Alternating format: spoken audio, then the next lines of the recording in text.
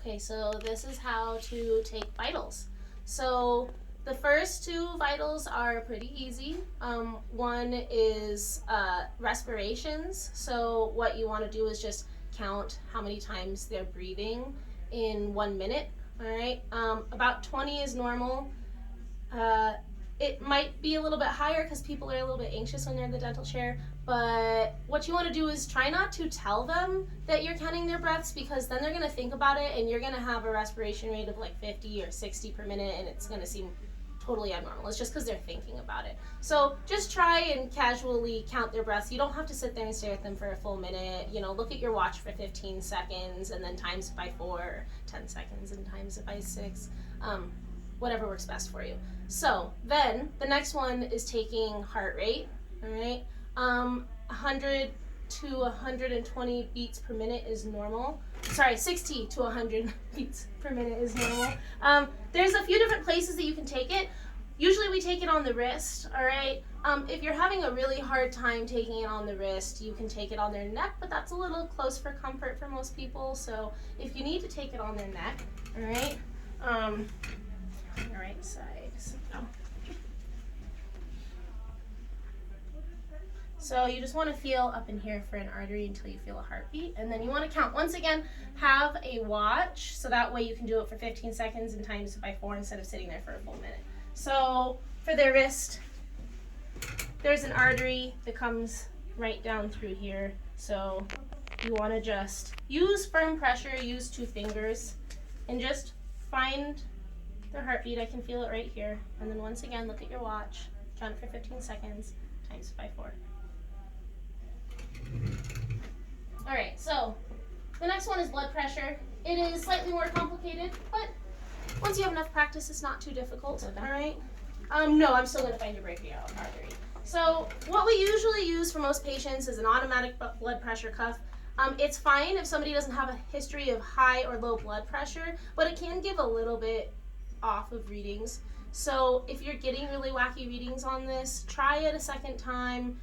If you're still getting weird readings, then try the manual version. It's much more accurate. If somebody has a history of high or low blood pressure, then you would probably want to go right to the manual reading.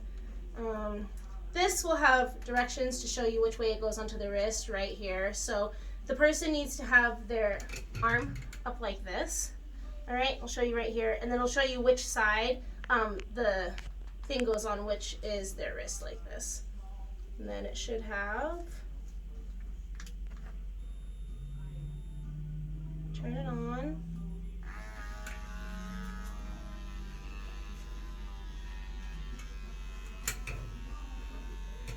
And have your arm sitting like this.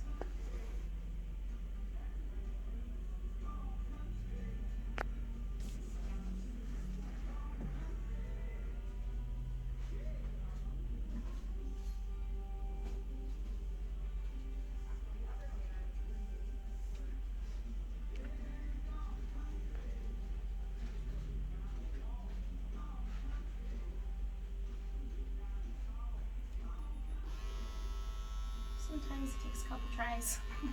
While it's doing that, remember that you want to have your patient sitting up. You want their feet to not be crossed. They do say that feet on the floor is best. I probably should have made you do that earlier. That's all right. I'll make you do it for the next part.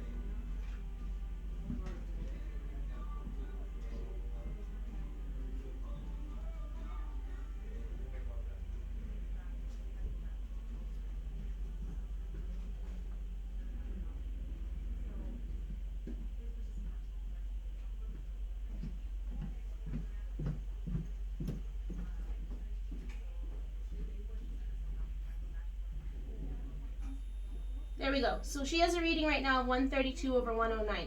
That's pretty high because blood pressure normal reading is 120 over 80. This is not something that I would scare the patient with or anything like that. I would probably either check this one again, or I would do the manual blood pressure reading before I went and told the doctor. Now, if I got the same one on the manual blood pressure reading, then I'd go and let the doctor know, hey, they have kind of a high blood pressure. But people are anxious, their blood pressure is going to be a little bit high at the dentist's office. All right, let's have you sit up with your feet flat on the floor, feet uncrossed. All right, so next we have manual blood pressure. So we have the blood pressure cuff with the bulb, then this controls the flow of the air, all right? Then we have your stethoscope, all right? For the stethoscope, you need to make sure you're wearing it the right way. These earpieces need to go forwards. If they go backwards, you won't hear anything, all right? You also need to make sure that this is on. I'm not sure that this one actually has an on and off, but turn it, yes, it does. Turn it one way or the other and then tap on it and listen to it, all right? Turn it the other way, tap on it and listen to it. It'll be much louder when it's on. All right, next thing we need to do is find the brachial artery, all right? And then you'll see that this has thing that has you line up the artery. It's not super specific, but this is generally where it should go. So left arm here, right arm here. All right, so just lay your palm out like that, and then I'm gonna bring this table over. There you go, just rest it right there. All right, so to find the brachial artery, all right, it is right in this area, okay, towards the inside of their body, up kind of towards the top. So you just wanna use firm pressure. You wanna feel around until you find it.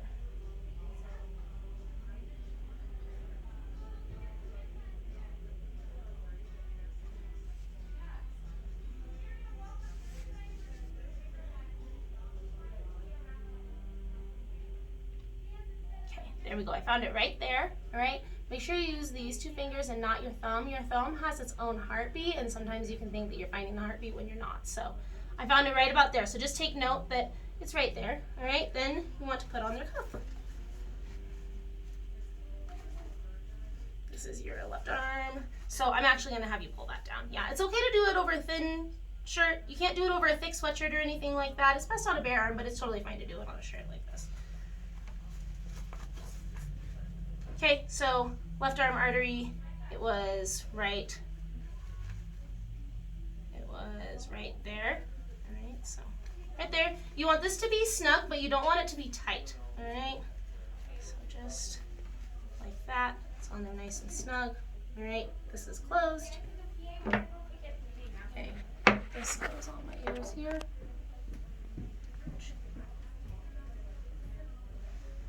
And then that's off, so turn it on. I can hear it really loud there. All right, so I'm gonna wanna put this directly on their artery. So, okay. Hold it down with some good pressure, all right? And then make sure that this bulb is closed, and you're gonna pump it up to about 200. Okay?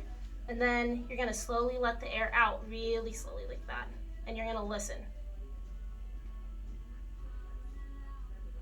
You're gonna look for the first jump of the needle, right there. So I saw 132.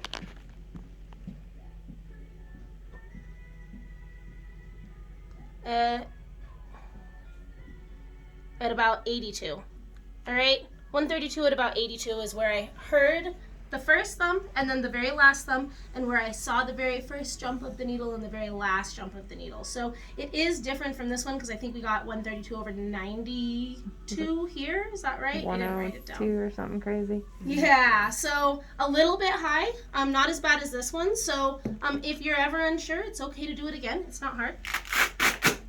There you go.